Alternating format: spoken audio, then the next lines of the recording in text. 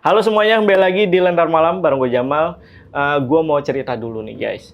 Jadi beberapa minggu yang lalu itu gue sempet nyobain makanan khas Korea, yaitu samyang. Nah abis itu gue kepikiran nih sama Lentar Malam, dimana kita itu belum pernah mendatangkan seorang narasumber yang punya pengalaman horor di Korea. Dan hari ini gue kedatangan seorang mahasiswa yang punya pengalaman horor ketika dia tinggal di Korea.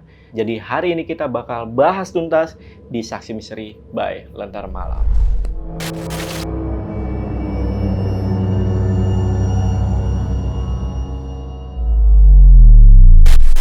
Nah, di sini udah ada narasumbernya nih guys. Namanya Baby Mulyono. Kita sapa dulu aja Kak Baby-nya. Kak Baby, apa kabar Kak? Alhamdulillah baik. Baik ya. Annyeonghaseyo. Annyeonghaseyo. Ya itulah ya. Berapa tahun nih di Korea nih? Sekarang udah memasuki tahun kedua. Alhamdulillah tinggal Tahun di Korea. kedua. Yap, betul sekali. Di sana itu ternyata juga banyak hantunya ya, Beb? Iya. Jadi kalau aku nggak nyangka juga ya Kak. Maksudnya yang kita tahu kan Korea tuh terkenal sama K-pop-nya, Iya, fashion-nya. Bahkan alasan pertama aku ke situ pun karena suka K-pop. Gitu. Oh, gitu? Gitu Kak. Oke. Kayak suka idol gitu, kayak nonton konser dan lain-lain gitu loh. Terus yang kayak ibaratnya kan kalau orang dari Indonesia atau masih seumuran kita gitu lah ya. Mungkin kita seumuran guys. Iya, iya. Nah itu biasanya ke situ emang mau nonton konser. Kalau aku sendiri suka nonton nama NCT gitu kan. Nah tapi di balik itu semua ya Kak, ada sisi lain dari Korea yang ternyata dia itu juga menyimpan banyak cerita-cerita, misteri dan juga legenda-legendanya sendiri. Gitu. Oh iya iya. Dan di sana itu ada ini gak sih Beb, gembel ya? Atau ada orang kurang mampu gak sih? Homeless gitu yang tidur di jalanan atau gimana? Betul Kak, itu ada. Ada juga ya? Jadi kayak kalau di Korea sendiri homeless tuh juga banyak Kak. Kayak homeless dan itu kakak bisa temuin khususnya kayak ada beberapa station atau stasiun-stasiun daerah-daerah di mana memang homeless tuh banyak berkumpul di sana. Karena kenapa di station? Karena kan kalau malam mereka tuh bisa kadang tidur di station itu gitu loh Kak. Dan nggak diusir itu ya? Ada yang diusir tapi ada yang ya udah mau gimana lagi karena mereka nggak ada tempat tinggal kan. Itu ada juga yang tidur di taman dan itu karena aku sendiri mahasiswa ya ibaratnya kayak mahasiswa yang hidupnya most of the time adalah di kampus jadi pulang itu pagi. Bukan malam, bukan siang, tapi pagi gitu. Jadi kalau pulang tuh sering lihat para homeless ini tidur di taman-taman dan suka kasihan sih karena kayak mereka pakai yang kayak kardus-kardus untuk nutupin karena kan kalau Korea lagi musim dingin itu dingin banget Kak, panas banget. Bahkan orang bisa meninggal karena suhunya itu aja bisa meninggal. Oh, ya. Baru tahu ini. Tuh. Banyak ya hal-hal yang kita baru tahu ya. Tadi sempat Kak Baby bilang suka NCT ya? Iya, berarti betul. itu zaman-zamannya Soju ya? Suju guys. Soju itu alkohol. Soju itu alkohol. Maaf guys, Suju. Suju. Bukan soju. Itu mereka tuh Hube. Hube itu kan ada kayak pernah dengar kata Sunbe nggak Kak? Sunbe itu kayak senior. Enggak tahu. Nah ada kata namanya senior. Hube itu junior. Ini adalah junior dari satu manajemennya. Itu namanya NCT. Bawahnya Super Junior. Munculnya NCT beberapa tahun lalu gitu. Yang paling baru itu kayak BTS gitu ya? Itu baru itu malah kalau BTS itu mereka udah legend nggak sih Kak contohnya? Karena mereka udah sangat terkenal dan sangat sukses. Kenapa gue soto ya? Gitu. Tapi kalau NCT memang yang paling aku favoritin itu NCT. Bahkan mereka bisa dibilang salah satu alasan aku bertahan di Korea. Oh, Suka itu. Gitu. Boleh sedikit Kak Baby mungkin bahasa Korea, bilang bahasa Korea gimana? Oh, oke, boleh perkenalan. Ajarin boleh ajarin. Oh, oke. Kalau mau perkenalan diri ya, kita bisa bilang annyeonghaseyo. Annyeonghaseyo. Oke. Itu harus nadanya ya? Enggak, itu nada aku, cuman kakak bisa annyeonghaseyo. Annyeonghaseyo. Ya. Oke. Terus itu kayak kita mengucapkan salam kepada orang tersebut. Misalnya nama kita ya. Nama aku kan Baby. 제 이름은 ribet Kak, udah. Baby라고 합니다. Yang umum aja Kak. Ini Sarangheo itu gimana tuh? Kamu. Itu nadanya gimana tuh Kak? Tergantung, kecuali kita misalnya kita mau sama pasangan. Terus pasangannya lebih tua ya. Opa, sarangi. Kalau Baby yang bilang itu enak guys. Cuma kalau gue yang bilang nih ya, Opa, Sarangheo. Nggak boleh itu ya, nggak boleh ya? Boleh, cuman kayak mau ngajak berantem gitu nggak sih Kak? Oh, ngaruh juga itu ya? Karena Korea kan kayak bahasa dengan intonasi. Jadi cara kita pengucap aja tuh beda banget gitu. Kayak misalnya contoh kakak lebih tahu dari aku nih. Aku manggil kakak ya. Misalnya kita berantem ya kak. Opa 왜 그렇게 했어? Kalau misalnya opa 왜 그렇게 했어요? Itu artinya Kenapa kamu kayak gitu sih opa? oke. Tapi dengan dua nada yang berbeda gitu. Oke. Nah, nanti banyaklah kita tanya-tanya lagi ke Kak Baby tentang Korea, tapi di akhir aja ya guys. Sekarang Kak Baby ini bakal ceritain tentang pengalaman horornya ketika dia ini tinggal di Korea sana. Waktu itu jadi pelajar ya Kak ya? Iya, waktu itu. Ya udah guys, gak usah lama-lama lagi, kita langsung dengerin aja cerita dari Kak Baby mengenai pengalaman horornya ketika dia tinggal di Korea. Jadi simak video sampai habis dan tanpa basa-basi lagi. Saksi misteri, kita mulai.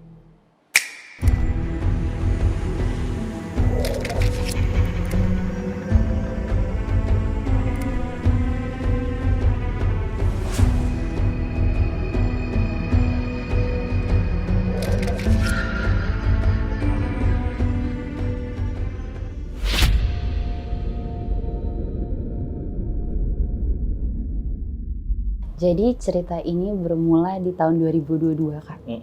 Pada tahun 2022, tepatnya awal musim gugur, akhir musim panas gitu. Aku mendapatkan kesempatan untuk pindah ke Korea untuk melanjutkan studi bahasa aku di sana. Nah, waktu itu adalah saat pertama aku ke Korea. Jadi sebelumnya udah mau liburan, tapi kan COVID ya Kak. Ketika COVID, Korea tuh tutup border, jadi liburan pun kita nggak mungkin ke sana gitu. Nah, akhirnya pertama kali aku pindah ke Korea, datang ke Korea adalah saat aku langsung pindah. Jadi aku nggak tahu di situ tuh ada apa, akan kayak gimana negaranya gitu kan. Nggak ngerti juga kalau mereka juga punya aturan-aturan tidak tertulis untuk ibaratnya kayak how do you actually interact with other people, kayak gimana cara kita berinteraksi dengan orang lain, itu ada tata caranya sendiri gitu. Nah, atau budayanya mereka. Sesampainya aku di Korea, aku ingat banget itu subuh-subuh Kak. Terus aku keluar dari bandara, banyak banget orang yang ngeliatin aku. Aku kayak, kok aku diliatin ya? Maksudnya kenapa ya gitu. Tapi aku karena positive thinking ya, maksudnya kayak, oh mungkin ini gara-gara aku, I don't know, mungkin mereka nggak pernah ngeliat orang berhijab kali. Karena kan memang yang berhijab nggak banyak di Korea. Gitu. Jadi mungkin faktor utamanya itu. Nah, tatapan mata orang yang lihat aku di bandara tuh, aku sambut dengan annyeonghaseyo. Kayak gitu. Sebenarnya di Korea kalau ada yang natap kita, jangan ditatap balik. Kayak bisa aja berantem juga gitu loh. Bisa sampai ada kasus yang kayak gitu. In some very extreme cases. Nah, terus aku nyapa-nyapa Kak. Jadi kayak ada petugas bandara, ada bapak polisi aku liatin pagi itu. Nah, tiba-tiba waktu aku lagi annyeonghaseyo ke semua orang, telepon aku bunyi. Udah connect sama wifi bandara. Terus ternyata itu adalah seorang ajushi, kisah ajushi atau seorang bapak supir yang ditugaskan untuk menjemput aku. Gitu, karena udah di-assign dari lembaga aku di Jakarta untuk dijemput sama seorang bapak supir yang akan mengantar kita ke apartemen. Gitu kan. Waktu awal, bapak supirnya sempat ngeliatin aku, terus yang kayak, oh ya dia sempat nanya namanya siapa, terus ngapain di Korea gitu kan. Dan akhirnya kita berjalanlah menuju kota Seoul, karena bandaranya ini di kota Incheon Kak, jadi kayak beda kota gitu loh. Pas dalam perjalanan, pertama beliau tuh bercanda, ngobrol dan lain-lain.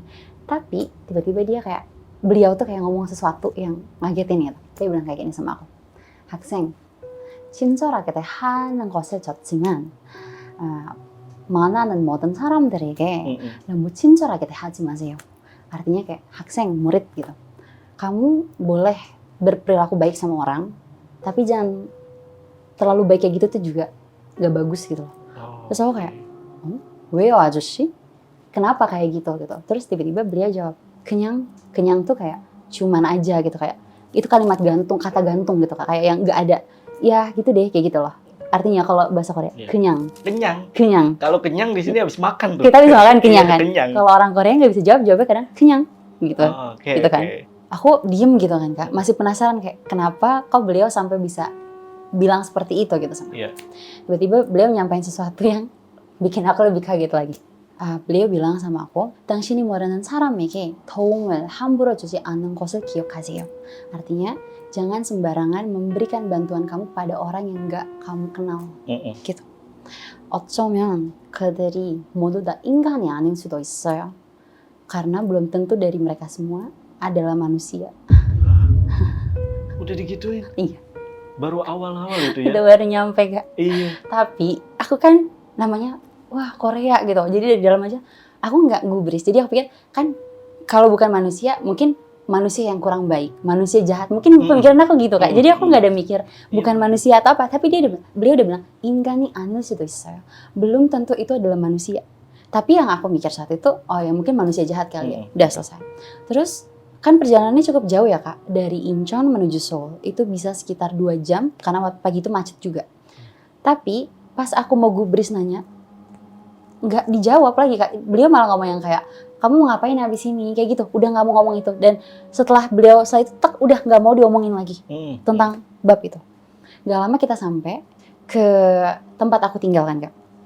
Tempat aku tinggal, itu aku nyampe masuk tuh dari basement Kak. Dan kalau di Korea itu Kak, kayak satu gedung itu belum tentu semua tempat tinggal. Ada bawahnya tuh karaoke atau restoran, atasnya pertokoan atau kantor, lantai 3, lantai 4 perumahan. Waktu itu aku tinggal di apartemen untuk mahasiswa. Jadi kayak kos-kosan mahasiswa, kayak student apartment gitu. Nah, terus waktu aku sampai sana Kak, kan aku nurunin barang gitu ya Kak. Sampai atas udah, aku aus kan, mau turun ke bawah. Nempel sama tempat tinggalku ada satu kedai waffle sama kopi. Terus tiba-tiba beliaunya ini waktu aku mau bilang makasih kayak 감사합니다 사장님, terima kasih Bapak penjual gitu kan. Terus tiba-tiba beliau nanya juga sama aku kayak, oh 학생 혹시 왜 여기서 살아요? Kenapa kamu tinggal di sini? Aku tanya gitu. 가능한다면 대학교 근처 살아. 대학교 근처로 이사하세요. Beliau kayak bilang kalau mungkin pindah aja deket kampus. So aku kayak emangnya kenapa gitu kok? Iya, oke. Terus aku pikir yang kayak itu cuma sekedar nasihat. Terus aku bilang sama beliau yang kayak, oh, jangan 주셔서 감사합니다. Terima kasih udah memberikan aku kayak nasihat gitu kan. Terus dia bilang yang kayak, tapi pas akhir nih Kak, beliau juga bilang gini, 집에 온다면 항상 조심하세요. 멍 때리지 마. Kalau kamu pulang ke rumah malam-malam, jangan pernah bengong. Hati-hati ya, ngomongin kayak gitu. So aku sambil bawa waffle, bawa kopi ke atas yang kayak, ini kenapa ya kok jadi makin gak enak berasa tadi. Jadi inget yang tadinya cuman diomongin sama ajusi di sana, di bapak supir, tiba-tiba pas baru nyampe ada omongan kayak gitu lagi. Gitu loh, kayak kok sampai nyuruh jangan tinggal di daerah sini gitu loh. Terus pas aku udah beli waffle itu Kak, aku inget itu tuh agak rintik-rintik gitu loh Kak. Jadi kayak kalau di Korea memang, kalau musim panas, itu dia sering turun hujan malah. Bahkan bisa sampai seminggu tuh hujan terus gitu loh. Nah terus pas aku mau masuk ke dalam apartemen, itu kan rumah aku lantai atas banget ya Kak. Liftnya tuh nggak terlalu dirawat gitu loh Kak, liftnya. Jadi aku diem sambil masih capek juga. Mana lapar, mana sedih, nggak ketemu orang tua. Tahu nih kapan bisa pulang gitu kan. Baru nyampe udah pengen pulang gitu. Tiba-tiba di situ waktu aku lagi bengong, ada orang yang sebelah aku yang nyapa kayak, hey, are you okay? Terus aku kayak, oh yeah, I'm okay, I was just thinking. Kayak, lu nggak apa-apa, kata dia gitu. Iya, nggak apa-apa, gue cuma mikir, aku bilang gitu. Gue cuma lagi mikir. Gitu. Terus tiba-tiba kayak, don't space out like that, it's dangerous. Jangan bengong kayak gitu, itu nggak baik. 2 kali aku dikasih tahu jangan bengong Kak, di situ, gitu kan. Dah, itu saat pertama yang terjadi sama aku ketika pindah. Jadi kayak aku ngerasa aja di hari itu tuh banyak banget kayak nasihat-nasihat dari orang-orang sekitar dan seperti kayak tanda-tanda dari orang sekitar gitu. Tapi waktu berjalan panjang tanpa ada apa-apa sama sekali sebenarnya Kak. Gitu sih, yang untuk awalannya it's something like that. Sampai suatu hari, ini udah hampir 1 tahun kemudian ya Kak. 9 bulan kemudian, 9 sampai 1 tahun kemudian, dari satu musim panas ke musim panas berikutnya. Aku menjalani hari-hari aku sebagai student gak pernah ada permasalahan apa-apa yang menyangkut sama dunia-dunia kayak gini gitu. Tapi pada satu hari, aku tuh inget banget Kak. Jadi karena aku di Indonesia juga kuliah, di Korea juga kuliah. Jadi 1 kali kuliah tuh 1 waktu 2 kuliah. Di Indonesia skripsi ibaratnya, di situ juga kuliah bahasa. Nah karena itu tidur tuh jadi hampir yang kayak nggak jelas banget waktunya gitu loh Kak. Dan aku mikir kalau aku pulang ke rumah, aku bakalan langsung tidur sampai rumahku gitu. Akhirnya aku sering belajar di kafe. Jadi kayak kuliahku selesai jam 6, jam 7, habis itu ke kafe, bukannya pulang gitu, ke kafe. Nah, pernah satu malam aku habis makan banyak dan sebelum aku belajar, aku mau jalan-jalan kayak ada kebiasaan orang Korea namanya sancek, Kak. Sancek itu kayak kita jalan-jalan lah, jalan-jalan pakai kaki gitu kayak maksudnya jalan kaki supaya maksudnya lancarin pencernaan habis makan. 3 kali, aku ingat ya, 3-4 kali aku jalan tanpa ada maksud dan tujuan sampai ke depan funeral hall atau tempat sebelum orang meninggal kalau di Korea. Ada yang namanya tempat penyemayaman jasad di situ, di funeral hall itu. Dan aku ingat banget 3-4 kali aku nyasarnya ke sana. Padahal niat aku juga gak ke sana, tapi tiba-tiba sambil main HP, kok kesini lagi sih aku? Kok kesini lagi sih aku? Gitu. Sendiri tuh ya? Sendiri, gitu. Terus setelah itu, ini awal mula kejadian ya Kak. Jadi ada satu kafe. Jadi kalau di Korea itu Kak, budaya mahasiswanya adalah belajar sampai pagi. Jadi kayak pulang pagi dan kuat belajar itu tuh adalah sesuatu yang kayak keren banget lu. Sukses lu bentar lagi loh gitu ibaratnya. Karena di situ dari kita SMP aja ya Kak, itu tuh belajar tuh udah belasan jam. Bahkan sampai ada yang kayak kafe-kafe khusus untuk pelajar, namanya study cafe. Itu saking tingginya angka kayak persaingan pekerjaan, jadi semua murid itu memang harus belajar dengan giat. Kalau kita nggak giat, udah kita nggak punya masa depan ibaratnya. Iya. Sulit banget gitu kan. Akhirnya aku beradaptasi dengan cara hidup seperti itu gitu loh Kak. Dan di malam itu, aku ingat banget itu juga musim panas, di luar tuh rintik-rintik hujan, dan nggak terlalu ramai posisi kafenya ini ya Kak. Tiba-tiba ada seorang perempuan dari arah pintu luar yang masuk gitu. Tapi aku nggak ngeh karena kan maksudnya ya udahlah orang tamu doang gitu. Terus pas aku lagi belajar aku ngeliat ini. Nah di Korea juga ada aturan di mana kalau ada seorang customer mau duduk di kafe dia harus minum sama harus pesan makanan. Tapi yang aku lihat Kak, perempuan ini tuh nggak pesan apa-apa udah 1 jam. Kayak dia cuman duduk, berdiri, duduk lagi, berdiri lagi. Dan puncaknya aku bilang, ini orang kenapa ya? Aku cuma mikir gitu kan, kayak bingung gitu. Tiba orangnya kayak terlihat bingung gitu, tapi udah kan aku lagi belajar mungkin ya udahlah mungkin dia lagi ngapain gitu ya. Nah terus tiba-tiba Kak, di situ ada satu perempuan yang memang kerja di sana. Aku tahu karena aku udah kayak langganan di sana. Perempuan ini Kak ngelapin meja di depan orang itu. Contohnya kayak kakak duduk kayak gini, kakak contohnya adalah si perempuan itu. Nah aku adalah pekerja di kafe itu. Aku ngelap-ngelap dan aku nggak ngelihat kakak, nggak ngelihat perempuan itu sama sekali. Dan aku nyadar ketika perempuan itu duduk dan bangun dan duduk lagi, semua orang nggak ada yang ngeh, cuman aku yang ngeh. Di situ aku asli Kak, merinding banget kayak, ini kenapa ya, kok orang kayak gini gitu. Terus itu udah sekitar jam 3 malam ya, jam 3 malam setengah 4 pagi, aku masih ngerjain esai aku di kafe tersebut gitu. Tiba-tiba Kak, kalau di Korea tuh kalau tengah malam suka ada bis malam ya Kak. Bis malam. Bis malam udah mulai beroperasi dan jalanan itu biasa suka ada bis malam juga yang lewat dari sana. Terus pintu kebuka Kak, arahan pintu kebuka. Jadi dia ada 2 pintu dari kanan sama dari kiri. Pintu kiri kebuka, ada satu customer masuk. Pas customer ini masuk, perempuan ini juga keluar. Nah, tapi perempuan ini arah keluarnya dia ke arah jalanan yang ada bisnya Kak. Aku udah bis ada dari sini dan kafe itu kacanya banyak. Jadi kita bisa lihat banget apa yang ada dari luar gitu. Pas aku lihat itu, perempuan tuh udah ke ujung jalan gitu Kak. Aku mikir ya, apa ini lagi? Kenapa? Akhirnya aku, karena panik, aku tinggal semua barang aku lari ke depan. Aku bener-bener lari ke depan, dan aku mau narik perempuan itu. Dan bisnya udah di sini Kak. Pas aku mau narik itu, aku jatuh Kak. Jadi, ada yang narik aku lagi. Terus, aku nggak ngelihat ke depan, aku ngeliat ke belakang. Karena aku ngelihat orang yang narik aku. Dan aku nggak ngeh, kayak aku takut orang ini ketabrak gitu. Jadi aku udah mempersiapkan kayak, apa nih yang bakalan aku hadepin habis ini gitu. Tiba-tiba supir bis itu tuh kayak kenceng banget Kak, yang kayak marah gitu kayak dari dalam bis. Ngapain kamu gitu loh ibaratnya gitu. Terus tiba-tiba di belakang aku ada juga orang yang ngomong, what are you doing? Kayak, kamu ngapain gitu. Ternyata ada seorang cowok yang narik aku. Gitu, aku jatuh bersama dengan cowok itu gitu.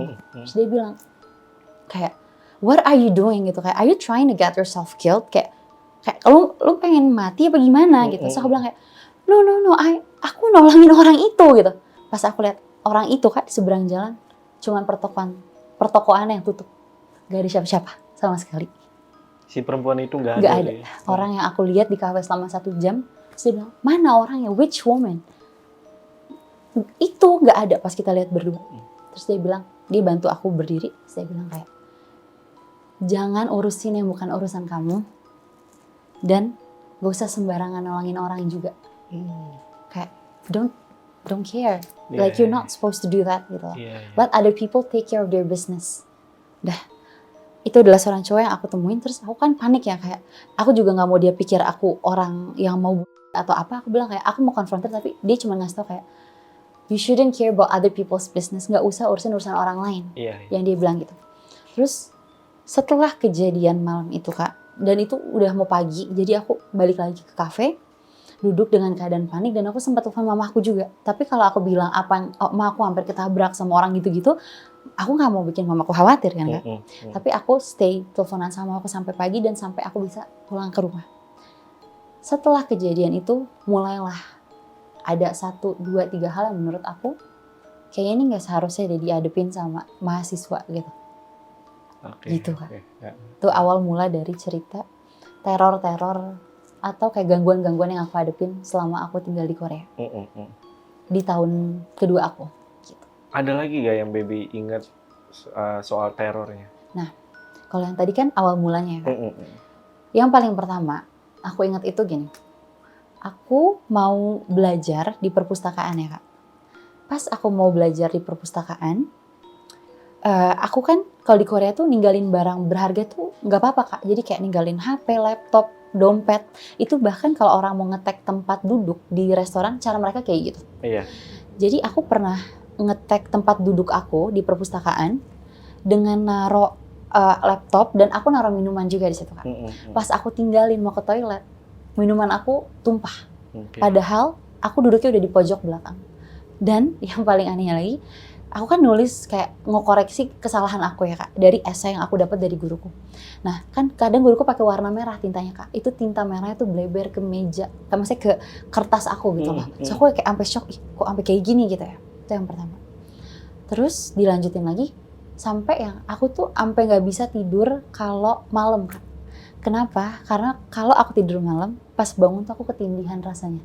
Kayak rep-repan gitu loh Kak. Yang kayak ditekan badannya. Dan karena waktu itu ukuran kamarku nggak begitu besar, kasur aku tuh ngadep ke kaca. 1-2 kali di kaca, kayak perasaan aku ngeliat sesuatu gitu. Sampai akhirnya pola hidup aku tuh berubah Kak. Yang nggak bisa lagi tidur malam, dan aku nggak berani tidur malam. Ataupun pulang malam. Aku berani pulangnya tuh pagi kalau udah ada matahari. Karena aku memang bener-bener takut kalau ada di rumah. Bukan cuma sampai situ, pernah aku mau yang kayak jemur baju ya Kak. Jadi kan kalau di Korea ada sensor lampu ya Kak. Kalau kita gerak, lampu itu baru ada orang, lampu itu baru nyala. Tek. Kalau nggak ada orang, lampu itu nggak akan nyala sama sekali. Nah, pas aku mau jemur, itu kan jemurannya paling atas kan Kak. Itu di lantai atas. Pas aku mau naik ke atas, itu sensornya udah nyala duluan Kak. Akunya belum ada di situ. Gitu. Tapi aku harus jemur bed cover aku juga. Gitu tuh bed cover putih, bajuku kan aku juga sering pakai baju putih karena emang di Korea tuh baju tuh warna itu aja Kak, hitam, putih, abu-abu gitu kan. Pas aku mau jemur baju aku Kak, jemurannya jatuh. Dan jemurannya tuh yang tinggi besar gitu. Ketimpa jemuran aku Kak. Ketimpa bed cover ya. Jadi nggak bisa ngangkat diri dari bed cover itu yang kayak kegulung gitu loh Kak. Terus itu rasanya panas. Aku cuma bisa, ya Allah ini gimana sih gitu ya, kayak udah mana nggak bisa tidur nggak nyenyak, stres, ketakutan, ketimpa jemuran. Terus anehnya Kak, pas dalam jemuran itu cuma berasa panas. Pas keluar kayak bisa nyingkirin barang itu udah hujan deras di luar. Tapi pas aku kegulung jemuran itu kering di dalamnya Kak. Gimana coba? Aku kayak itu aku ya Allah, aku ya Allah kayak cuman bisa. Terus kalau sholat aja ya Kak, kan kalau aku sholat berarti otomatis ngadep kaca karena kan kamar aku kan gak besar kan Kak. Itu aku udah banyak meremnya juga karena aku takut apa yang bakal aku lihat gitu kan. Terus lanjut lagi, yang berikutnya aku hadapin tuh pernah aku belajar di perpustakaan. Pas aku belajar di perpustakaan, jam 10 tuh tutup Kak perpustakaan gitu kan. Harusnya waktu itu aku udah pulang, tapi karena aku memang butuh kayak buku referensi untuk esai aku yang di Jakarta, kuliah aku di Jakarta, aku ngeyel nih tetap nyari gitu kan. Tiba-tiba ada seorang azuma atau kayak beliau yang jaga di sana ya, yang memang bertugas membersihkan. Dia bilang kayak, "Hak seng cigemal kan Mil, ini udah tutup." 집에 가세요, 집에 가세요. cepetan pulang. Aku bilang kayak, oh 네네 알겠어요, 집에 갈게요. Iya ya, aku bakal pulang sekarang gitu. Terus pas Ajumayya pergi, kan di perpustakaan aku tuh sensor juga Kak. Jadi kayak lampunya tuh mati semua di bagian buku, kecuali ada orang. Sensornya nyala Kak, pas Ajumayya pergi, nyala tek tek tek tek satu persatu. Terus aku yang kayak udah pulang aja, karena juga udah ada bel ting nong gitu. Itu juga belnya serem juga Kak, suaranya gitu loh, kayak peringatan. Terus semua murid udah pulang kan. Pas aku jalan, bukunya jatuh, 2 buku jatuh dari atas yang kayak nggak ada yang megang. Terus yang kayak ya udah aku ambil, terus aku taruh lagi gitu kayak asal sembarang, karena aku udah takut kan. Kabur lah, aku pulang ibaratnya gitu. Tapi aku nggak mau pulang karena itu juga masih jam 10 malam. Kan aku takut pulang kan, yang aku bilang ke kakak tadi. Itu juga kejadiannya Kamis malam Jumat. Aku inget banget. Karena aku pergi ke daerah namanya Itaewon. Di situ tuh ada daerah Islam yang ada masjidnya Kak. Ada ustadznya, ada banyak orang Indonesia, banyak imigran dari luar negeri yang beragama Islam. Aku nggak mau ngomong sama mama papaku karena pasti bikin mereka tertekan. Tapi ya udah, mungkin ini doang kali jalan ya kalau aku doa, ya Allah, maksudnya kayak tolong dong, aku nggak kuat gitu, nggak kuat kayak gini gitu loh. Terus yang kayak sampai teman-temanku juga mulai notice yang kayak, Bibi kamu kok nggak pulang-pulang sih, di story kamu di kafe gitu. Terus guruku juga bilang kayak, Bibi nggak boleh kayak gitu, 집에 가, 집에 있어요. Kamu punya rumah kan? Iya punya, 선생님네 집에 있어요. 그럼 집에 가, 그냥 집에서 공부해. Kayak ya udah pulang aja, belajar di rumah. Aku kayak, nih minta, iya paham. Tapi aku nggak mungkin lah ngomong kayak gitu, ntar disangka kayak apaan sih lo, yang bener loh, kayak gitu nggak sih Kak? Iya bener. Akhirnya malam itu aku ke daerah Itaewon Kak, karena kafe itu malam itu bener-bener yang kayak itu rame dan gak ada tempat duduk. Gitu. Anehnya aku juga tertarik banget balik ke kafe itu padahal udah pernah ngalamin itu. Ngerti gak Kak? Tapi kafe itu memang kayak hotspot pelajar, jadi banyak banget orang. Aku gak dapet banget, aku ke Itaewon Kak. Untuk sholat malam itu, sholat isyanya. Pas aku abis sholat isya di sana, aku mau makan kan, mau memperulur waktu biar gak usah pulang dulu gitu. Aku ke restoran kan Kak. Aku mikir gini, gak mau pulang sampai besok, aku bilang gitu. Mau di restoran ini karena restoran 24 jam. Dan ada temenku yang kerja di sana. Pas abis aku makan, aku berdiri Kak. Tiba-tiba, Kakak tahu pas aku bangun, kaki aku kram dan aku jatuh di tengah-tengah restoran sampai jatuh, sampai tidur Kak. Sampai semua makanan aku yang tadi aku makan, sisanya tuh nimpa badan aku. Dan itu saksinya ada temen aku sendiri. Dan Kakak tahu pas aku bangun, kaki aku sampai dibantu angkat sama temen aku di laki-laki. Akhirnya aku bisa duduk lagi di situ. Terus itu aku nunggu di situ Kak, itu hujan juga. Karena hujan dan kaki aku sakit. Terus temen aku nanya kayak, kamu kenapa kok berdiri bisa tiba-tiba? Karena itu juga nggak masuk akal Kak. Aku orang yang alhamdulillah sehat. Kaki aku bisa jalan dengan sempurna, nothing's wrong. Tapi kenapa bisa ngalamin kayak gitu loh. Terus aku yang kayak, ini lagi nggak sih? Gitu loh, saya kayak gini lagi, ternyata udah sampai sini ternyata nggak di daerah itu loh, sampai sini pun masih loh kayak gini gitu loh. Karena juga nggak wajar, orang kan kalau jatuh kesandung atau apa gitu ya Kak, masa nggak kenapa-napa jatuh. Terus yang aku rasa juga ya Kak, setiap aku ngalamin yang kayak gitu, entah kayak tiba-tiba jatuh, tiba-tiba ketimpa jemuran, itu tuh panas Kak. Kayak momen itu tuh pasti panas rasanya, panas banget gitu.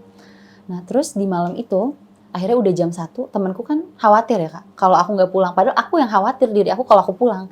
Tapi dia juga nggak bisa, udah cewek malam pulang kata dia. Dia pesenin taksi Kak. Pas dipesenin taksi, dianterin sampai mobil, bapak supir taksinya aja salah jalan Kak buat ke rumah aku. Bayangin orang Korea, ada GPS, salah jalan buat nyampe rumah aku. Taunya dari mana? Besok temen aku bilang, kamu tuh semalam kemana? Ini tuh muternya sampai jauh banget buat ke rumah kamu aja. Sampai pas muter Kak, aku lewat funeral hall yang aku bilang itu. Padahal rumah aku kalau dari arah Itaewon gak seharusnya lewatin itu. Gitu. Itu jadi kayak aku kebawa ke situ lagi gitu loh Kak. Dan aku jadi kayak, apa sih gitu loh. Akhirnya itu cuman sebagian dari beberapa hal yang aku alamin. Terus sampai ada satu puncaknya lagi, aku pernah belajar lagi jadi gini, kalau kampus aku Kak, itu kan di atas gunung ya, di atas bukit. Perpustakaannya makin di atas bukit lagi. Jadi kalau kita ke atas, itu juga malam gak ada lampu Kak, kalau mau ke sana. Kampusnya canggih, tapi minim lampu, remang-remang gitu Kak ibaratnya. Pas aku ke sana lagi mau istirahat belajar. Ini malam Jumat juga ya, aku ingat banget. Aku mau keluar gitu loh, kayak udah capek belajar, mau lihat angin segar di depan. Ternyata di depan rintik-rintik lagi. Cluenya tuh kalau udah rintik-rintik malam deh. Biasanya tuh langsung deh ada-ada aja gitu. Tapi aku udah capek banget belajar dari jam 5. Jadi aku keluar perpustakaan kan Kak. Nah posisinya perpustakaanku karena di titik paling tinggi di kampus, kita bisa lihat bawah lapangan.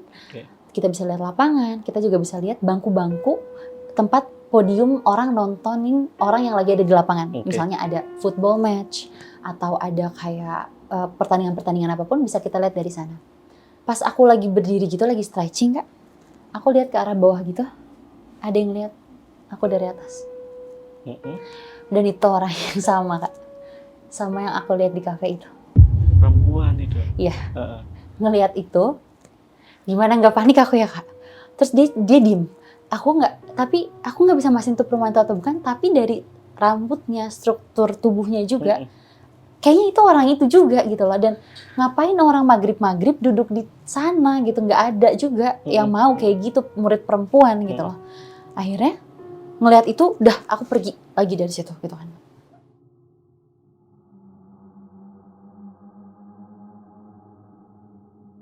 Dan ya waktu berjalan, ya mau nggak mau ya, aku ngadepin kehidupan aku kayak tuntutan akademik beserta tuntutan kehidupan personal aku yang digonjang-ganjing kayak gini. Iya. Dan bahkan aku pernah ada fotonya, aku nunjukin ke mamaku, tanganku tuh biru-biru sampai 4 atau 5 biji. Itu kenapa? Kayak kalau abis reperpan bangun kayak abis ada yang gigit tangannya. Gigit? Iya, ada bekasnya. Dan itu aku tunjukin ke beberapa temenku yang pernah lihat, bahkan ada yang pernah kirimin foto tanganku. Kadang di sini, kadang di sini, kadang di sini.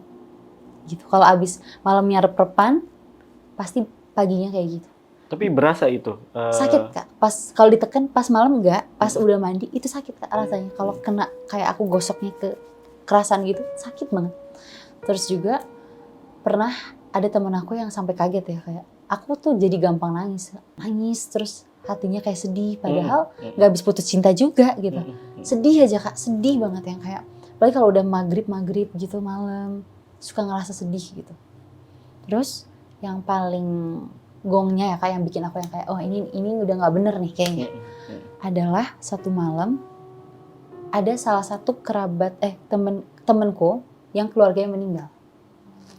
Ketika keluarganya meninggal karena orang Korea, akan disemayamkan dulu gitu loh. Biasanya mereka punya upacara kematian dan itu akan diadakan di funeral hall itu Kak, yang aku bilang tadi. Terus aku pulang kuliah jam 6:30 malam, jam 5:30, lanjut les piano. Abis itu lanjut baru ke upacara itu gitu loh, baru memberikan penghormatan kepada keluarga temenku. Pas ke sana nggak ada apa-apa, tapi dari pertama kali masuk udah rasanya udah panas gitu kan.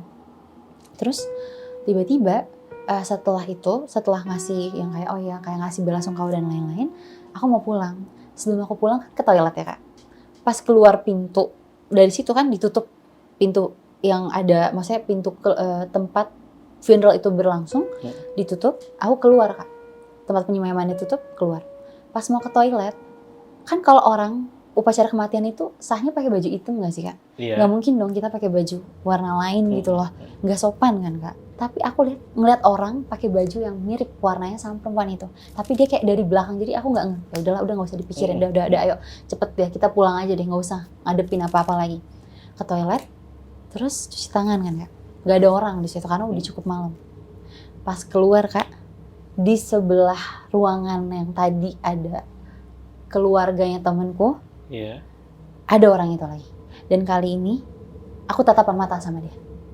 Kayak kalau udah tatapan mata, dan itu aku udah nggak bisa deskripsinya Kak, kayak. Tapi yang aku inget banget Kak, aku tatapan mata dan orang ini mata yang ngeliatin aku kayak gitu. Terus aku kan nggak pernah ngeliat ekspresi apapun ya Kak dari wajahnya dia. Tapi di situ aku ngeh banget, dia tuh kayak ngomong sesuatu sama aku. Tapi aku nggak ngeh entah dia ngomong apa, tapi ada rasanya tuh dia kayak ngucapin sesuatu pakai kalimat. Dan dia ngeliatin aku terus ngikutin matanya. Di situ aku udah panik Kak, saking paniknya. Aku kan udah ibaratnya udah 1 tahun pasti bisa bahasa Korea dong Kak, walaupun sedikit ibaratnya, cuma nanya pintu. Sebenarnya aku bisa nanya kayak, 문 어디 있으세요? 저 나가고 싶으세요. Kayak aku pengen keluar, mana pintu? Di situ aku nggak bisa ngomong Kak. Aku cuman panik, lari karena nggak mau ketemu dan nggak mau dikejar sama gitu lah. Tapi perempuan itu nggak ngejar Kak, dia tuh diem doang Kak. Dan itu yang bikin lebih serem gitu loh. Yang aku lihat, tapi aku udah kalut dan rasanya itu kan aku udah mau musim gugur ya Kak. Jadi aku pakai coat dan itu makin panas Kak, kayak panas banget yang kayak gimana sih Kakak dalam mobil yang terik siang Kakak di dalam. Rasanya tuh udah sepanas itu Kak. Aku kabur, terus bener-bener yang udah panik, bingung, tiba-tiba ada yang manggil aku, Hakseng atau murid. Terus aku kayak udah kayak snap out of it atau kayak udah. Ternyata itu adalah laki-laki yang nolongin aku di malam itu. Dia nolongin aku di malam, aku hampir ketabrak. Dia nyampein ke aku, nggak usah ngurusin orang lain. Kayak gitu. Dia nanya, Kensana ya? Are you okay? Kamu nggak kenapa-napa? Bahasanya gitu. Dia, karena pasti kan dia tahu aku Wegugin, atau aku orang luar negeri. Jadi beliau ngomong pakai bahasa Inggris sama aku. Kamu nggak kenapa-napa? Nanya, Kensana ya? Aku bilang, Cipi kaku 싶어요. Aku pengen pulang. Aku bilang gitu. Oke, ayo kita pulang. Dia ketika ada beliau di samping aku, rasanya udah nggak setakut tadi karena ada orang familiar Kak. Ibaratnya tuh aku bilang kayak Sonseng Nim. Kan kalau di situ orang yang lebih tua, orang yang kita hormatin bisa kita panggil Sonseng Nim juga Kak. Dan aku baru tahu malam itu kalau beliau adalah seorang dokter. So aku bilang, Sonseng Nim, 저는 급함에 우리 만났던 사람 만났어요. Aku bertemu lagi dengan orang yang kita temuin malam itu. Yang kamu bilang ada tapi nggak ada. Iya. Aku bilang, iya. Aku ketemu dia. Terus sambil dia bantu aku keluar, dia bilang, 저 얘기했잖아요. 다른 사람이. Kayak, aku udah bilang kan, urusan orang lain, gak usah diurusin. Gak usah nolongin urusan orang. Gak semua orang itu orang. Omongan beliau kan, sama persis sama omongan Pak Supir 1 tahun lalu. Dan itu adalah tepat 1 tahun aku di Korea. Di hari itu? Iya, itu adalah minggu anniversary aku di Korea. Kayak gitu. Aku waktu itu yang kayak, aku sampai diem dulu. Omongannya sama ya, sama yang 1 tahun lalu di Garsin. Terus itu kayak, ibaratnya itu tuh kayak kisi-kisi masa depan aku loh Kak. 1 tahun berikutnya. Dari 3 orang yang aku temuin di hari pertama aku sampai ke Korea. Terus beliau bilang kayak, maksudnya bukan orang tuh apa? Hantu, arwah. Aku jadi marah sendiri kayak, kalau mau ngomong tuh yang bener gitu loh. Terus aku 귀신이에요? Aku bilang gitu. So you think that is a ghost? Maksud kamu tuh hantu? Atau orang penasaran atau apa? 그럴 수도 있어요, kata dia. Bisa jadi kayak gitu. Wah, aku di situ Kak. Jadi itu rumah sakit yang nempel sama funeral hall. Jadi kayak kalau di Korea di rumah sakitnya itu suka ada memang tempat-tempat penyemayaman orang-orang yang sudah meninggal untuk dikremasi atau memang untuk disemayamkan Kak. Itu nempel Kak. Jadi kayak di dalam satu area yang sama dan itu memang besar sekali dan gelap sekali Kak. Karena itu udah malam banget juga kan. Dan satu lagi itu rintik-rintik juga pas kita keluar. Dan beliau bilang yang kayak di Korea temanku sendiri yang juga seorang dokter gak sekali 2 kali, it's not 1 or twice that they do an autopsy of a victim of a gak sekali 2 kali koleganya beliau melakukan otopsi kepada korban-korban ataupun kematian yang tidak wajar seperti beberapa minggu yang lalu Kak, kalau Kakak tahu di Korea itu bukan kasus. Ada seorang laki-laki yang dia tuh salah satu mahasiswa paling pintar karena waktu ujian kelulusan kayak SAT kalau nggak salah kan namanya, dia tuh dapat nilai tinggi sekali Kak, sehingga dia bisa masuk ke universitas ternama. Tapi Kakak tahu, ketika dia mau diputusin, dia pacarnya karena dia nggak mau diputusin. Dan motivasinya ketika ditanya sama detektifnya apa, karena dia nggak mau diputusin itu. Sedangkan awal mulanya nih Kak, ini yang aku bisa bilang yang kayak maksudnya bisa ada kejadian seaneh ini di kota semetropolis itu gitu loh. Si laki-laki ini mau diputusin sama perempuan itu. Terus laki-laki ini bilang, aku pengen karena mantan pacarnya si perempuan ini yang mau mutusin takut mantannya kenapa-napa, akhirnya dia datang Kak ke daerah kalau nggak salah sekitaran Gangnam ke sebuah gedung di sana. Pas sampai sana dia menyelamatin malah dia yang sama cowoknya sendiri yang mahasiswa kedokteran kalau nggak salah. Jadi kayak itu tuh nggak asing khususnya.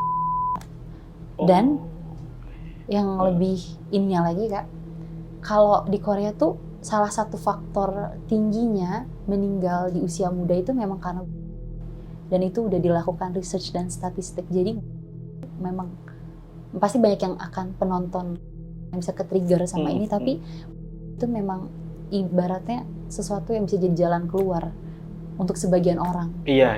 Di sana gitu loh Kak. Ada yang bunuh cara loncat ke sebuah sungai, dari gedung, dari sungai Hanggang juga namanya salah satu sungai yang terkenal. Di situ salah satu sungai paling indah yang besar, tapi bisa orang bunuh diri di situ kalau udah nggak kuat sama kehidupan. Sampai di dekat sungai itu Kak, udah banyak tulisan-tulisan untuk tempat yang spot yang biasa jadi favorit orang untuk loncat, kayak bertahanlah gitu Kak, mengencourage orang-orang untuk bertahan hidup gitu. Iya. Sampai ada hotline juga kayak bisa telepon umum buat orang-orang yang udah nggak kuat lagi ngadepin kehidupan. Dan pas aku kayak konfrontir ataupun bertanya kepada beberapa profesor yang memang sudah ahli dalam bidang-bidang kayak kemasyarakatan gitu, mereka bilang Korea memang negara yang memang sulit Kak untuk ditinggalin gitu. Itu sulit tinggal di sana sebenarnya. Pertama dari angka, kayak hidup aja udah susah Kak, karena apa-apa mahal sekali Kak di Korea tuh. Iya. Kayak dikaliin sama kita tuh bisa 10 kali lipat. Oh iya? Iya. Wow. Terus. Contoh kayak kakak makan di sini kita 24.000 kita bisa dapat nasi padang atau nasi, atau mungkin di beberapa kota lain bahkan bisa sampai dapat minum dan lain-lain. Paket hemat pun ada yang segitu. Tapi di Korea 2000-an itu hanya ongkos buat satu kali naik bis 1.750 won. Air putih 12.000 rupiah. Terus negaranya itu sangat maju sehingga perekonomian mereka juga bagus sekali. Tapi di satu sisi orang-orang itu, apalagi anak-anak muda itu sangat struggle untuk hidup gitu loh Kak. Dan sehingga mereka mencari banyak pelarian juga untuk bertahan hidup di sana. Contohnya bisa aja ada yang jadiin alkohol tuh pelarian. Karena kalau di Korea pun Kak, yang bikin aku kaget ya Kak, orang mabuk itu bisa tidur sembarangan di jalan. Kayak kakak kesana jam 1, jam 2 pagi, apalagi kalau weekend, bisa lihat banyak orang-orang normal, perempuan cantik menggelepar di pinggiran. Sampai pagi itu ya? Sampai pagi, sampai polisi datang. Hah? Sampai polisi yang akan datang ambil HP mereka untuk nelfon kerabat mereka untuk jemput nih orang. Itu common Kak. Kayak masih muda, perempuan-perempuan cantik, laki-laki juga masih muda tua, dan nggak asing juga Kak kalau di train ya Kak. Pernah aku ngalamin satu kejadian juga. Aku ngambil train terakhir untuk pulang setelah belajar bareng sama teman aku. Satu gerbong. Itu kereta ya? Train itu kereta. Di Korea kita naiknya ada 2 sarana transportasi, ada Jihacheol atau Bose. Jihacheol tuh kita kayak naik underground train, bus tuh Bose itu bus. Tapi aku lebih sering naik train karena lebih cepat. Satu gerbong orangnya mabok semua Kak. Gak ada yang sadar. Kayak semua orang di gerbong itu mabok Kak.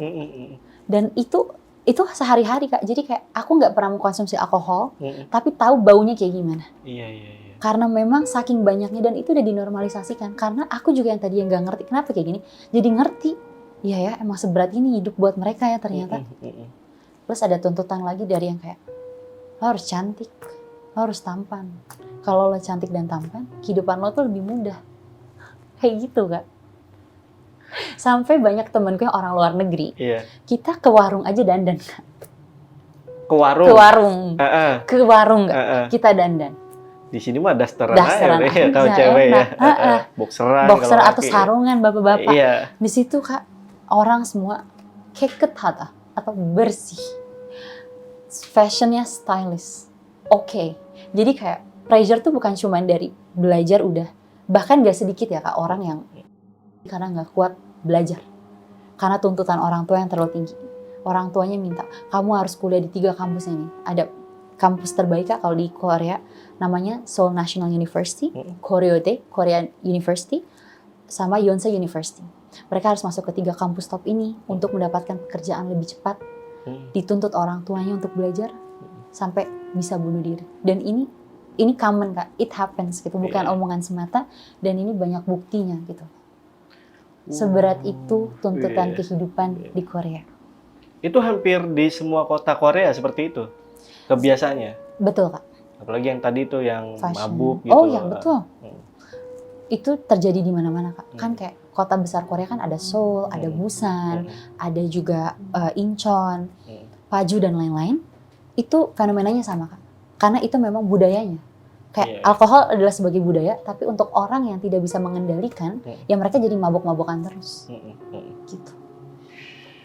Banyak juga bahkan Kak sampai yang kayak karena udah nggak kuat ngadepin kehidupan di luar, mereka pilih untuk stay di dalam rumah aja berminggu-minggu dan hanya mengkonsumsi alkohol atau makanan ringan aja buat bertahan hidup. Karena cari kerja sulit, padahal mereka pintar Kak. Padahal mereka lulusan kampus bagus, tapi itu nggak menjamin memudahkan kehidupan kita di sana. Gitu. Ternyata juga di sana berarti lapangan kerja juga susah. Betul Kak, sangat sulit. Bukan cuma sulit, tapi sangat-sangat sulit. Sangat-sangat sulit. Sangat-sangat sulit, betul. Gitu. Kalau kakak bandingin dari hidup di Indonesia sama Korea itu beda tuh, jauh tuh. Jauh sekali Kak. Jauh. Maksudnya gini, kan kalau buat aku ya Kak, seenak-enaknya di negeri orang, pasti lebih enak di negeri sendiri. Iya. Gitu. Tapi aku tahu untuk time frame kehidupan aku yang sekarang, kalau aku mau jadi ibaratnya manusia yang berguna untuk negaraku, aku harus mengambil ilmu sebanyak-banyaknya dari banyak tempat, bukan cuma Korea. Gitu. Tapi pun kalau aku mau berjujur diri gitu ya, hidup di Korea itu bukan cuma masalah kamu punya uang atau enggak, sulit di sana. Kita harus juga memahami kehidupan masyarakatnya, kita sebagai pendatang, karena orang Koreanya aja kesulitan, apalagi kita orang luar Kak. Iya. Apalagi maksudnya di negara, apalagi di Korea ada sesuatu yang namanya pali-pali Kak, cepet-cepet. Kayak temenku nggak tahan sama budaya ini sampai dia pulang lagi.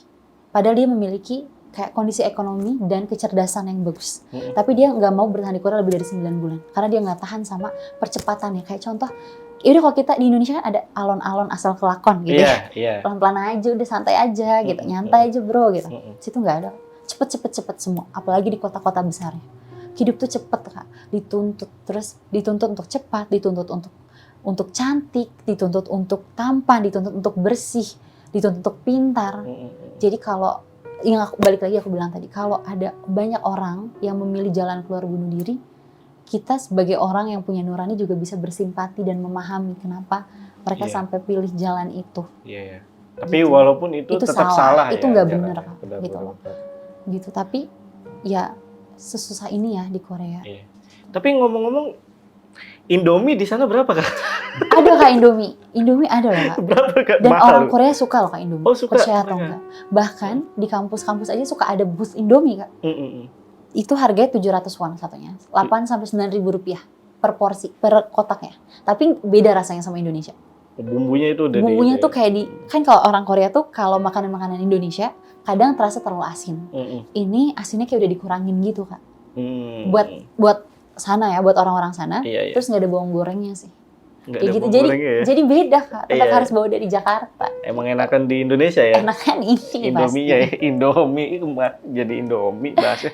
Di Korea itu ada satu mitos nggak yang sangat-sangat dipercaya di sana? Banyak Kak. Contoh aja salah satunya. Nih ya, percaya atau enggak Kak? Mereka punya mitos, mereka juga punya urban legend. Urban legend yang ada sosok hantunya. Gitu. Kalau kayak mitos contoh nih Kak. Kalau perempuan tidur, yang pernah aku baca ya Kak.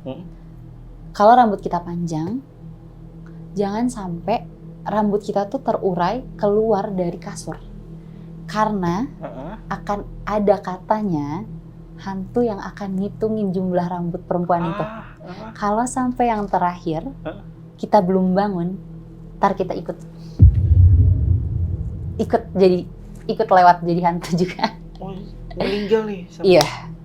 Ada lagi Kak, mitos. Kalau pindah rumah, karena orang Korea itu juga percaya sama yang namanya dukun. Dukun Korea itu juga ada, Kak. Ada. Namanya shaman. Shaman. Kayak ada shamannya atau ada dukunnya yang mereka percaya juga. Bahkan nggak jarang, Kak, petinggi-petinggi itu percaya, orang-orang hebat itu percaya sama dukun gitu.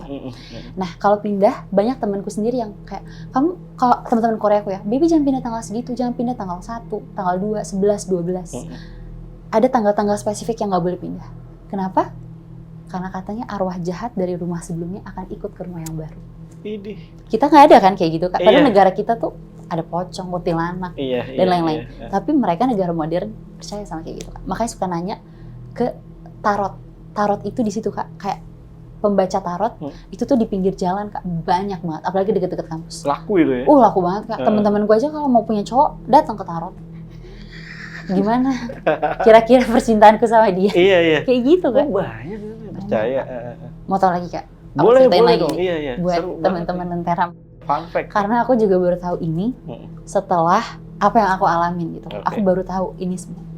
Ada hantu, Kak, yang namanya Chonyo Gushin. Chonyo Gushin adalah hantu perawan. Jadi pada zaman dahulu kala di Korea itu perempuan itu seperti ada sebuah stigma ataupun garis takdir di mana ketika dia lahir ke dunia, dia memiliki tugas yaitu untuk menikah, berkeluarga. Setelah itu, kalau dia meninggal, sebelum dia bisa menuntaskan misinya dalam kehidupan ini, dia akan jadi arwah yang marah. Gitu. Si Chonyo Gushin ini dipercayai, Kak, sama orang-orang Korea. Ada yang masih percaya, dan ada dua, hantu perempuan yang perawan atau hantu laki-lakinya. Chonyo Gushin dan Chonggak Gushin. Bahkan ada yang bilang, ada salah satu dukun yang menyatakan kalau mau ngusir arwah ini, dua arwah ini harus dikawinin, Kak. Harus ada perkawinan arwahnya sendiri. Caranya itu gimana? Jadi yang membuat tuh mereka, gitu. Maksudnya kayak si para perdukunan ini, yang dukun-dukun ini yang akan membuat itu. Terus, Chonyo Gushin ini, Kak, suka gangguin orang-orang yang katanya baru nikah. Jadi kayak ibaratnya hantu pelakor kali ya. Iya juga sih, hantu pelakor ini jatuhnya. Kayak gitu. Dan ini yang cerita sama aku siapa? Seorang profesor, Kak. Profesor yang memang ahli dalam bidang permasyarakatan, tapi beliau cerita pada zaman beliau tumbuh besar ini dipercayai gitu.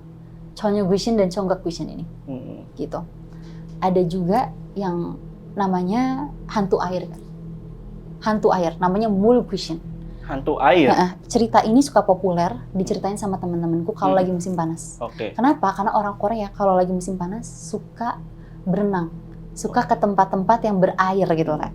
Contoh kayak ke Hanggang, bukan berenang tapi kayak ngadem lah di situ gitu. Jadi aku pernah, Kak, sebelum baca ini, aku sama teman-teman aku nih iseng-iseng aja di kafe gitu kan. Mau kemana nih kita?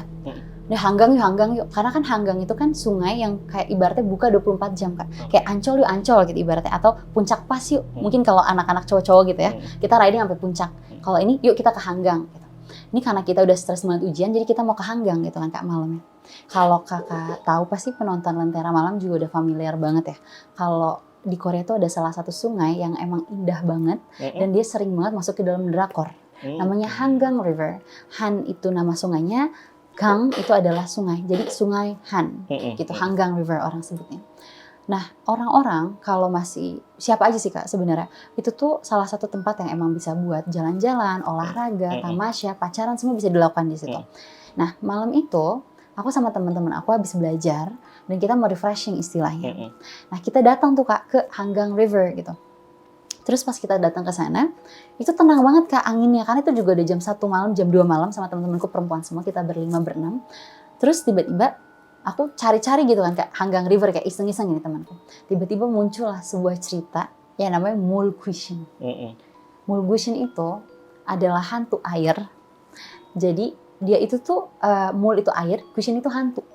Nah, terus rambutnya itu panjang, matanya tuh besar gitu loh, Kak. Dan dia suka muncul di perairan. Dan emang dia tuh hobinya suka menenggelamkan orang gitu. Dan ada seorang dukun yang bilang, seorang shaman yang berkesaksian kayak, jangan pernah deket air di jam 11 sampai jam 3 pagi. Karena itu sebutannya Pam Gushin Shikan. Waktu dimana hantu tuh suka keluar gitu, Kak. Pas aku habis baca itu, Kak, yang tadinya tenang gitu, Kak, itu sungainya tuh tiba-tiba tuh ombaknya tuh ada gitu kan. Ngerti nggak? Jadi kayak percaya nggak percaya ya. Maksudnya di balik segala keindahan Korea dan kemajuan dia, betapa negara itu yang kayak sekarang udah jadi negara yang kuat.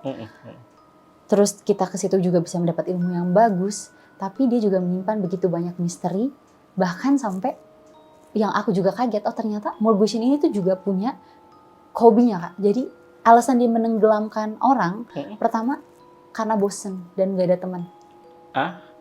Alasannya? Iya, Oke. karena bosen dan gak ada teman. Jadi dia mau nenggelamin orang supaya bisa ada temennya di sana. Oh iya. Ngeri gak sih Kak? Iya.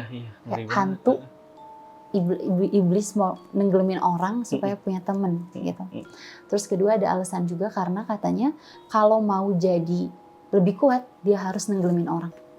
Si hantunya? Iya, si Mulguishin ini. Oke. Terus yang ketiga, kalau memang dia mau berhenti jadi hantu, mau lepas dari kutukan menjadi hantu itu, ya dia harus menarik orang lain untuk jadi korban. Jadi semua dukun atau semua syaman atau orang yang ahli dalam bidang-bidang seperti ini tuh punya pemikiran yang berbeda-beda gitu. Oke. Nah ini ada fun fact lain tentang si sungai ini? Sungai ini bisa dibilang sungai yang romantis karena orang kalau pacaran tuh ke sana. Jadi kalau nanti kakak ke sana sama pasangan tuh pasti indah gitu loh. Itu juga bucket list aku tuh pacaran di sana. Terus setelah buat aku sendiri ya Kak, setelah mengalami begitu banyak ibaratnya kayak teror dari arwah ini kepada diri aku sendiri, yang aku sendiri juga nggak ngerti karena nggak bisa cerita ke siapa-siapa gitu. Dan aku bisa aja pulang ke Indonesia Kak. Tapi kalau aku pulang ke Indonesia di tengah-tengah semester berjalan, yang akan jadi taruhannya adalah aku nggak bisa lagi lanjut kuliah di sana, atau visa aku akan bermasalah kalau aku izin lebih dari 3 kali gitu loh. Terus aku juga nggak bisa cerita sama mama papaku kan. Aku tahan ibaratnya kayak semua ini dalam 1 semester 3 bulan karena kejadian ini tuh yang kayak dalam 3 bulan tuh beruntut banget Kak. Semua teror, Kak, tanganku luka, badanku panas, bahkan aku pernah sakit Kak sampai nggak bisa bangun 3 hari. Dan yang nganterin makanan buat aku nih, ini juga salah satu kebaikan orang Korea ya Kak, yang aku nggak sadar ternyata mereka tuh sangat-sangat baik sama orang lain, bisa sebaik ini juga. Jadi waktu aku sakit Kak 3 hari, aku nggak bisa bangun dari tempat tidur, yang ngurusin aku adalah pemilik rumahku ini. Jadi kayak Cip Juin atau ibu kos. Dan di saat itu, kan aku nggak bisa ke ATM ya Kak, karena nggak bisa transfer uang bulanan kan. Beliau tuh nggak nanyain itu, dan beliau cuma yang kayak, ayo kita ke dokter, kamu mau makan apa? Setiap pagi beliau dan ibunya yang datang ke kamar aku, buka kamar aku, jendela kamarku juga dibuka untuk dibantu supaya aku bisa recover gitu loh. Ini sebelum aku pulang ke Indonesia gitu loh. Terus sampai akhirnya libur datang, ada long weekend dan ada juga hari perayaan di sana. Jadi punya libur 1 minggu, aku ke Indonesia. Waktu sampai Indonesia aku bener-bener badanku juga kurus jadinya Kak waktu itu. Kayak papaku ketemu aku di bandara sampai nggak ngenalin Kak. Sampai mereka tuh kayak mana babynya, karena kan stres jadi nggak bisa makan kan Kak, nggak ada nafsu makan gitu kan. Terus sama papaku akhirnya aku cerita sama mama papa kayak, mah aku ngalamin kayak gini-gini, aku nggak tahan mah. Aku bilang, aku nggak tahu, udah nggak tahan banget gitu. Akhirnya karena memang mama papa ada dan aku juga ada beberapa majelis taklim yang kita rutin datengin gitu, ya mulailah aku kembali datang ke majelis-majelis tersebut dan ibaratnya kayak minta panduan lah kayak dan bantuan kepada orang yang memang, kepada para ahli seperti para ulama, habib ataupun kiai yang bisa. Ya karena kan dalam agama Islam juga kita percaya sama yang apa gaib ya Kak, kayak gitu. Jadi ya udah. Terus setelah itu jadi ya pesan yang aku rasain sendiri ya Kak, yang kayak ya di satu sisi memang itu menyakitkan ya, ibaratnya kayak ngadepin itu semua gitu. Tapi setelah balik ke Indonesia, aku lebih recover dan lebih sehat juga dan akhirnya aku pindah rumah. Gitu. Oh, pindah rumah. Akhirnya puncaknya aku pindah rumah yang jauh sekali dari tempat itu. Dan Kak Baby di sana juga ngikutin budaya yang di sana yang soal mitos itu? Kalau di sana gini Kak, di situ kan ada budaya, tapi mitos itu bukan sesuatu yang dipercaya sama banyak orang. Ada orang yang percaya dan ada yang tidak percaya. Tapi kalau di Korea sendiri, seperti kayak halnya di Indonesia dukun itu ada, di Korea ada. Dan dukun atau syaman mereka memiliki posisi yang tinggi juga. posisi yang dihormati juga gitu loh. Karena kayak exorcism dan lain-lain itu juga ada di sana dengan cara mereka sendiri gitu loh Kak. Jadi dan kalau untuk kayak budaya kehidupan, contoh yang kayak budaya yang bukan mistis ya Kak, ibaratnya kayak tadinya sebelum ke Korea cara dandanku seperti ini, setelah pindah ke Korea cara dandanku seperti itu, mengikuti alur yang ada di sana gitu. Oke, kalau dandan tuh gimana? Dandan maksudnya kayak makeup style iya, kali ya Kak. iya, Terus oke. baju juga karena memang negaranya, maksudnya di satu sisi kita ada ya capek juga harus fashion terus gitu, tapi di sisi yang lain itu memberikan yang kayak oh ya kita jadi lebih rapi, kita jadi secara diri sendiri juga pindah ke Korea itu memberikan, maksudnya di luar yang sudah aku ceritakan tadi banyak sekali hal-hal positif yang gak bisa aku jelasin satu persatu yang sudah merubah kehidupan aku setelah tinggal di sana. Gitu sih Kak. Nah di sana itu kan sempat viral ya tentang tragedi Itaewon ya. Betul. Boleh diceritain nggak Kak? Kak Baby pada saat itu udah di sana belum? Udah. Baru sebulan.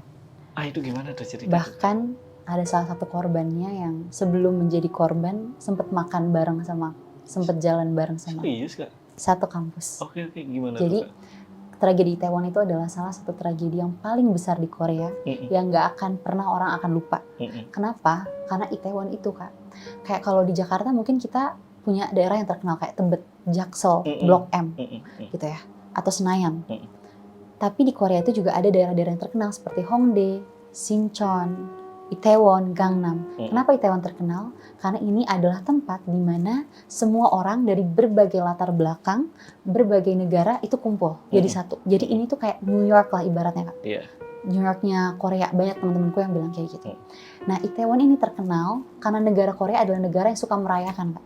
Kayak cinta 100 hari, misalnya kakak pacaran nih, 100 hari dirayain, 200 hari dirayain. Semua tuh dirayakan Kak. Makanya kalau kamu suka dirayakan, coba kamu pacaran sama cowok Korea. Karena segala-gala kamu akan dirayakan. Oh, memang romantis. Sangat. Ini ada partnya lagi Kak. Orang bisa frustasi kalau udah ngerasain jatuh cinta sama cowok Korea, abis itu putus. Karena cara mereka mencintai, walaupun aku belum pernah dicintai cowok Korea ya Kak. Aku baru menjadi saksi atas cinta-cinta temanku dengan cowok Korea. Tapi cara mereka mencintai itu adalah Masya Allah. Bisa gini ya orang kalau cinta. Hampir sama kayak gue. Oke. Lanjut Kak. Gimana tuh? Terus yang aku cerita tentang Itaewon ini Kak, itu memang terkenal dengan perayaan Halloween. Jadi kalau Halloween, orang-orang itu datang ke dua tempat. Antara ke Hongdae atau Itaewon, ini hotspotnya Kak. Nah nanti mereka akan menggunakan kostum Halloween, mereka akan juga restoran-restoran dan kafe dan bar akan dihias-hias ala Halloween. Jadi kakak bayangin deh, tragedi ini terjadi di malam Halloween. Nah aku kan nggak merayakan itu ya Kak, tapi teman-temanku tuh bilang, ayo kita lihat aja yuk gitu kan. Tapi waktu itu malam mamaku bilang, jangan ke sana ya, jangan ke sana. Terus guruku juga bilang, 학생, 그냥 이번 주말에 그냥 집에 있으면 돼요. Di rumah aja ya. Udah kamu di rumah aja atau ke Hanggang atau ke yang lain. Jangan. Nah, jadi aku ingat beberapa orang di sekitar aku tuh udah ngasih peringatan itu. Pas aku bangun pagi Kak, alarm tuh bunyi sampai kencang banget. Kalau di Korea tuh kalau ada sesuatu yang terjadi, national emergency, gempa, serangan militer dan lain-lain itu akan dikabarin dari HP. HP akan bunyi, makanya itu aman. Aku dapat chat dari teman-teman online, ibaratnya followers aku tuh ada mungkin 100 nanyain aku ada di mana. Aku ada di rumah, mamaku juga nelfon. Karena banyak yang meninggal, aku bilang banyak yang meninggal di mana? Di Itaewon. Baru aku tahu Kak dari teman-temanku yang memang aku punya banyak teman yang bekerja di daerah Itaewon, part time job di sana, entah dia jaga restoran atau jaga kafe. Jadi itu terjadi karena ada satu gang Kak di Itaewon, jadi ada jalanan besar, di belakang jalanan besar, tepatnya di belakang Hotel Hamilton, itu ada jalanan yang kecil Kak. Di jalanan kecil itu banyak banget bar sama restoran. Itu kayak pusatnya Itaewon untuk mabora tuh di sana ibaratnya. Kalau Halloween, orang-orang mabora, jadi ke sana Kak. Terus, saking banyaknya orang, saking sempitnya jalan. Dan aku udah ngerasain Kak, di situ aja nggak Halloween, malam minggu aja rame. Jadi itu over capacity, kayak terlalu banyak orang sampai nafas aja susah. Dan menurut kesaksian beberapa teman aku yang memang dapat shift di malam itu, dia sendiri ngelihat banyak banget orang atau jasad-jasad yang dimasukin ke dalam kantong jasad.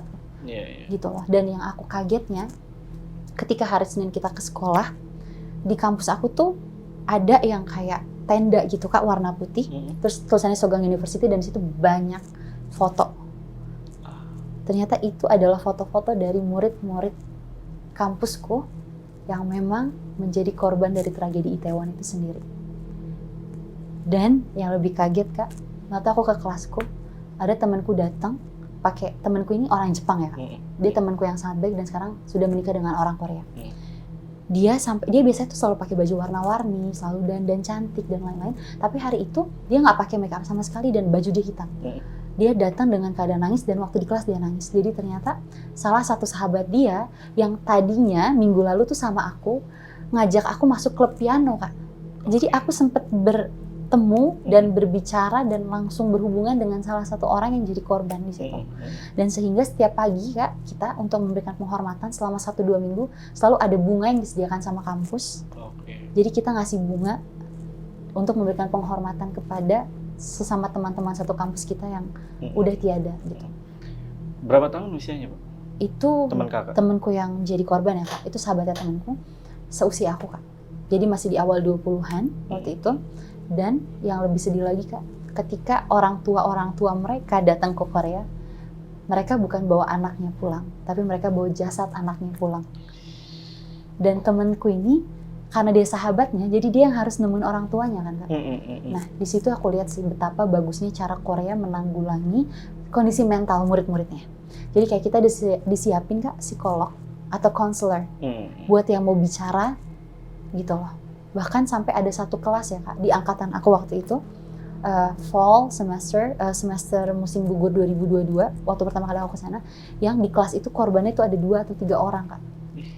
Sampai gurunya pun nggak bisa tahan ngajarnya gitu. Sampai akhirnya mereka, sekolahku itu, kampusku, memberikan ruangan yang lain dan sempat meliburkan kalau nggak salah untuk membantu merecovery kondisi mental murid dan guru yang ada, yang kenal dengan korban-korban itu gitu. Wow. Jadi di situ sih berasa yang kayak oh ya, Korea memang top juga ya kalau untuk ngurusin mental orang, karena kan belum tentu masih ada pasti sebagian orang yang nganggep itu cuman depresi, itu cuman gangguan kecemasan, tapi mereka itu benar-benar menganggap itu sebagai sesuatu yang serius. Kalau ketika mental kita sakit, kita memang benar-benar juga lagi sakit gitu. Wow. Berarti itu dampaknya memang besar sekali ya di besar, sana. Kak. Dan setiap tahun pun masih ada yang kayak orang, kayak tahun lalu Kak, waktu lagi malam itu, malam Halloween-nya juga, aku pas juga lagi ada di Itaewon. Tapi kan yang Itaewon yang aku datengin itu berbeda. Jadi kayak Itaewon yang aku datengin itu yang ada di atas gunung, karena di situ tuh ada lingkungan Islamnya, ada masjid, restoran halal. Aku sama teman-temanku yang muslim ke sana. Nah, tapi ketika kita lewat jalan, mereka kasih kita gelang kayak remembering gitu. Jadi kayak mereka tuh nggak melupakan apa yang udah terjadi supaya nggak terulang lagi gitu loh. Dan yang amazing-nya juga Kak sekarang, kalau di Korea ada sesuatu yang rame sifatnya, bahkan Idul Fitri pun Kak, itu polisi banyak banget. Polisi tuh bisa sampai 200-300 polisi. Kayak sholat Id aja dijagain sama polisi. Oh, dijagain ya? Dijagain, supaya kan itu kan kalau sholat itu kan berkerumun kan Kak. Kita kan keluar masjid, masuk masjid, jamaahnya banyak. Itu dijagain sama si para polisi-polisi itu. Di situ sih aku ngeliat yang kayak, oh ya, Korea itu memang concern menjaga orang-orang yang ada di dalam negaranya. Gitu. Siapapun ya, untuk siapapun ya. Gitu, nggak ngelihat apa ini orang luar negeri ataupun ini orang dalam negeri atau agamanya, gitu sih Kak. Oke. Tapi mahal ya guys di sana ya. betul. Nah ini nih, berarti aku pengen tahu nih, apa sih kelebihan belajar di Korea? Kalau tadi kan kita bahas tentang kekurangannya ya, kalau di Korea itu kelebihan atau enaknya gimana tuh? Kalau enak gini, kalau aku kan punya TikTok juga ya Kak. Iya. Nah di TikTok tuh aku sering banget berbicara tentang kehidupan di Korea, kebaikan serta kekurangannya. Tapi itu juga di semua negara, semua tempat pasti ada kekurangannya. Betul. Ada kelebihannya. Betul. Nah kalau buat aku sendiri di Korea, yang pertama, dia bukan negara yang banyak menyediakan sesuatu yang halal. Tapi kau tahu nggak, kalau kita beli makanan, dia sangat memudahkan untuk orang Islam. Karena di belakang makanan itu udah ada ingredients, dan bahkan dia akan tulis, ini makanan diproduksi di pabrik yang membuat apa. Jadi kita tuh nggak bisa, kalau kita hati-hati, Muslim tuh bisa hidup dengan nyaman dan aman di sana. Karena kita tahu apa yang masuk ke dalam badan kita. Gitu. Terus kedua, banyak mungkin orang yang nganggep, oh orang Korea tuh kayak mutuk tuh kata. Itu ada kayak ekspresi Kak, kayak mukanya tuh kayak dingin gitu loh. Oke. Sebenarnya mereka tuh nggak kayak gitu Kak. Karena banyak dari mereka yang tidak berbicara bahasa Inggris, jadi mereka pandai berbahasa Inggris tuh lebih ketulisan, tapi mereka tidak, maksudnya lebih pasif gitu Kak. Itu yang menyebabkan mereka tuh nggak bisa converse sama foreigner gitu loh. Padahal ketika kita udah bisa bahasanya, mereka tuh akan sangat welcome untuk berteman, dan pasti ada lah yang maksudnya nggak mau juga gitu ya. Tapi sebenarnya pada dasarnya kayak yang aku lihat, seperti kita lihat di YouTube lain, social experiment, orang Korea sebenarnya sangat-sangat care juga Kak. Mereka punya tingkat kepedulian yang tinggi gitu. Bahkan kayak ada teman-temanku juga yang kayak ketika temennya tuh kenapa-napa, dia rela loh Kak nemenin temennya untuk ngadepin masalah, ibaratnya problematika mental dia berhari-hari gitu loh. Dan yang kayak angka toleransinya juga bisa dibilang yang kayak bisa dibilang tinggi juga. Dan satu yang paling aku suka, orang Korea tuh nggak suka urusan orang lain. Oke, Kayak, iya. Kakak mau TikTok kan, kakak mau joget kayak apa, mau bikin konten kayak apa, orang tuh nggak akan ada yang kayak, gue viralin lo ya. Enggak, itu tuh sulit dicari kayak gitu kan. Gitu. Dan bahkan kalau aku lagi foto-foto pakai tripod gitu, banyak yang suka menawarkan bantuan. Do you want me to take photos? Kayak gitu. Banyak banget yang suka yang kayak, oh, Tommy pilih ya, apakah kamu butuh bantuan? Gitu. Jadi buat aku sendiri itu yang membuat aku sebagai seorang muslim mau bertahan di sana kan.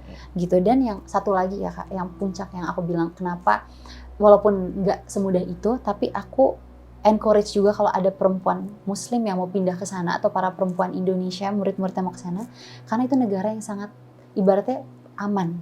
Karena apa? Karena ada CCTV di mana-mana. Betul. Banyak banget itu. Banyak banget itu di semua jalanan Kak, di semua gedung, di mobil aja ada black box kan Kak di situ. Jadi kayak apa yang terjadi itu tuh semua tuh terekam gitu loh Kak. Sehingga kalau ada yang ganggu kita itu tuh bisa cepet ditangani gitu loh Kak. Dan kita bisa maksudnya ngerasa lebih aman aja gitu. Kayak temenku orang Eropa, dia bilang kalau pulang dia selalu mau pakai headset, nggak berani pakai headset kalau di negaranya. Tapi di Korea dia berani karena dia tahu dia aman. Gitu. Walaupun pasti ada oknum dan ada kejahatan dimanapun itu pasti ada. Tapi kalau untuk negara Korea sendiri, dia kan juga termasuk salah satu negara yang paling aman. Gitu. Salah satu ya. Di dunia. Gitu sih. Termasuk tadi sebenarnya udah sempat ngobrol dikit, copet pun di sana nggak ada ya? Betul Kak, itu sih salah satu yang kayak kalau di Indonesia kan, atau aku liburan di tempat lain ya Kak, ibaratnya negara Asia lain atau apa, megang barang tuh harus kita jaga banget gitu.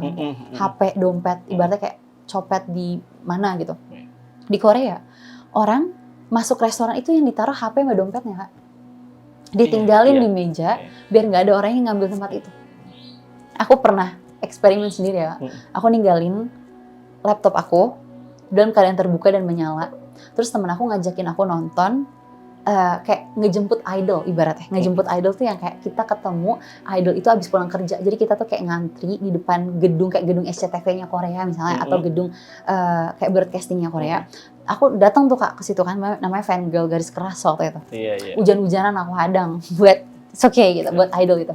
Terus pas aku balik Kak abis ketemu NCT ini pada tampil di panggung, laptop aku nggak ada Kak, nggak ada yang nyentuh, nggak ada yang minggirin atau apa. Ya udah kayak gitu.